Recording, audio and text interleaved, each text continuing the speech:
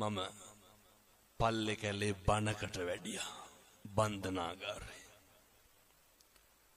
අවුරුදු 22ක විතර තරුණයෙක්. අඬලා වැඳලා කිව්වා හාමුදුරුවනේ එළියට ගිහිල්ලා මේක කියන්නලු.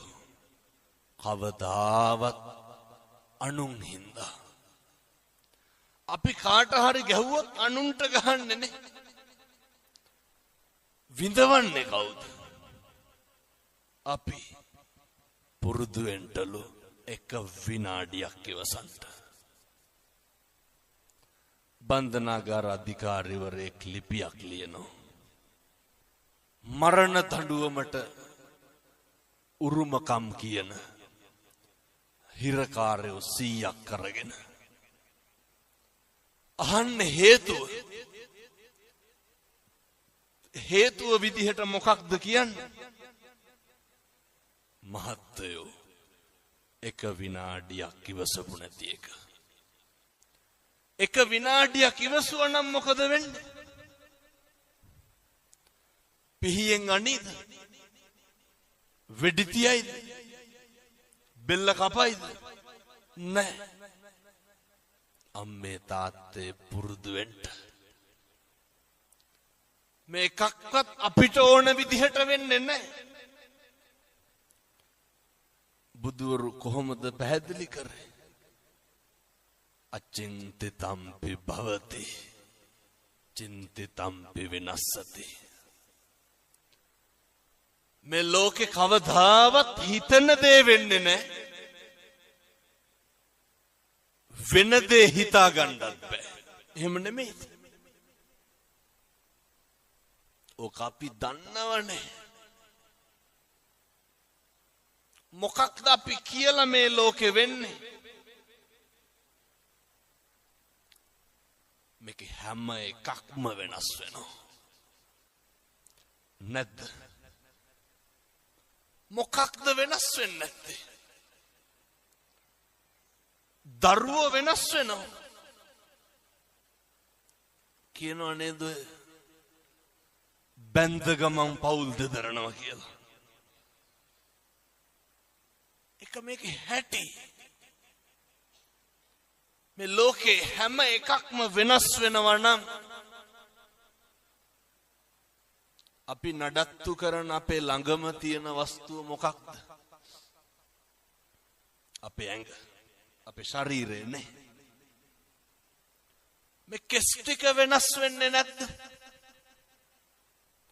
මම මේ කියන්නේ බාහිරේ පැත්තකින් තියලා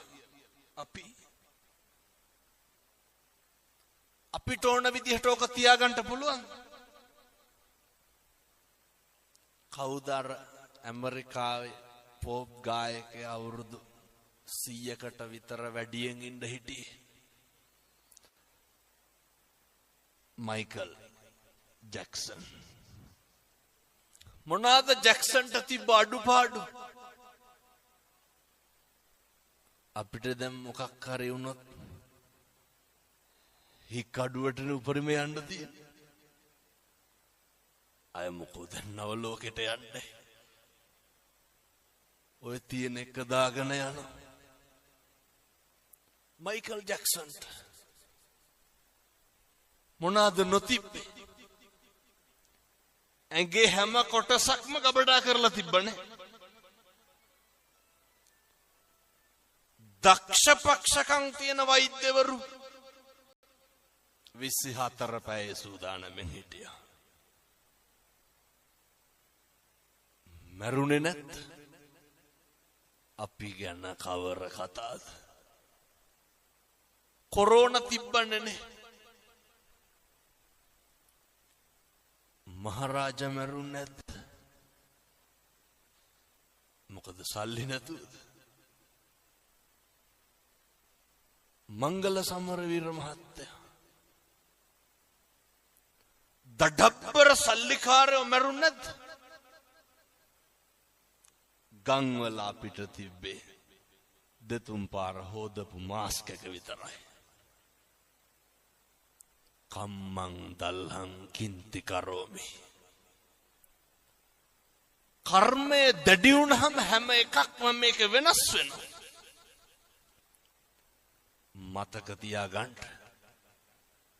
දල්ල කඩි කාලා මිනිස්සු මැරෙනවා, නයි කාලා බේරෙනවා.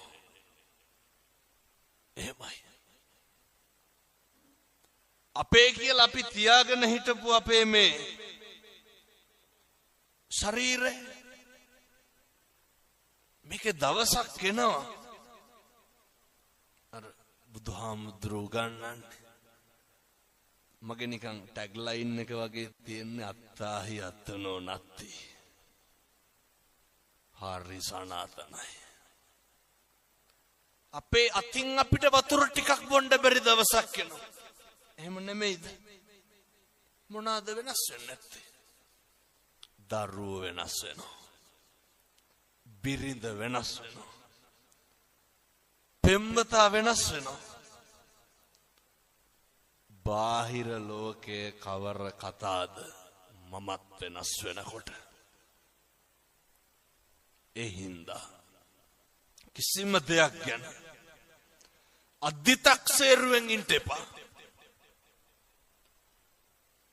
අතීතංනානු සෝචන්ති නප්පජප්පන්ති නාගතං පච්චුප්පන්නේන යාපෙන්ති. බුදුරු දේශනා කරේ. අතීතය ගැන හිතලා දුක් වෙන්න එපා. අතීතේ හිරකාරයෙක් වෙන්න නරකයි. ඔය මේ පින්නතුන්ගේ නැද්ද ජීවිතේ අතීතයට ගියොත් නිවැරදි කරන්න මොකක් හරි. සමහර පින්නතුන් කියනවා නේද ඔය දැන් නම් හාමුදුරනේ කරන්න දෙයක් නැතිකමට ඉන්නේ කියලා. දරුවෝ හින්දා ඉන්නේ කියලා කියන්නේ අම්මලා සේර මොළු වනනවා. ඒක ඇත්ත. අපිරිය වෙලා ඇති. තිත්ත වෙලා ඇති. හැබැයි කම්පාණම් වෙන්න එපා. මම කිව්වේ නෑ රුපියල් 100ක්වත් වියදම් වෙන පින්කමක් හොඳේ. අතීතේ තියාගමු. දැන් අර වාහනේ සයිඩ් කන්නඩියෙන් මොකද කරන්නේ? ඒක බලාගෙන ඉස්සරහටද යන්නේ පස්සටද යන්නේ? ඉස්සරහ බැලන්ස් කරන්නේ මොකෙන්? සයිඩ් කන්නඩිය බලලා තමයි ඉස්සර කරන්නේ. අතීතේ බලමු වැරදි හදාගන්න. දැන් මේ මේසේ තියනවා මෙතන. ඇන ටිකක් අරගෙන ගහගෙන යනවා. මට ඕනේ මේ මේසෙට ඇන ගහන කඩතොළු කරන එක. ඇන ගහනකොට මොකද වෙන්නේ? කඩතොළු වෙනවා. කඩතොළු නවත්තන්න ඕනේ. කඩතොළු නවත්තන්න නම් මොකද කරන්නේ? ඇන ගහන එක නවත්තන්න ඕනේ. එහෙමයි කියලා කඩතොළු මකන්න පුළුවන්? බෑ. කර්මෙ පුච්චන්න බෑ. ගෙවන්න ඕනේ. හැබැයි තවත් කර්ම රැස් කරොත් ඒක වැඩි වෙනවා. මේක අද නවත්තගමු. අතීතය ගැන නම් කම්පා වෙන්න ශෝක කරන්න එපා.